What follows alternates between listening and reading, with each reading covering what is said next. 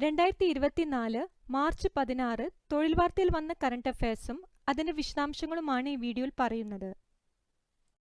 എത്രാമത് ഭാരത് രത്ന പുരസ്കാരമാണ് 2024 ഫെബ്രുവരിയിൽ LK അദ്വാനിക്ക് ലഭിച്ചത്? ഉത്തരം 50ാമത്. ഇപ്പോൾ പാകിസ്ഥാനിൽ ഉൾപ്പെട്ട കറാച്ചിയിൽ 1927 നവംബർ 8 ജനനം. വിഭജനകാലത്ത് മുംബൈയിലെത്തി. കേന്ദ്രമന്ത്രിസഭയിൽ വാർത്താവിതരണം, ആഭ്യന്തരം തുടങ്ങിയ വകുപ്പുകളുടെ ചുമതല വഹിച്ച അദ്വാനി രാജ്യത്തിന്റെ 7ാമത് ഉപപ്രധാനമന്ത്രിയായും പ്രവർത്തിച്ചു. BJP അധ്യക്ഷൻ, ലോക്സഭയിലെ പ്രതിപക്ഷ നേതാവ് തുടങ്ങിയ പദവികളും വഹിച്ചു.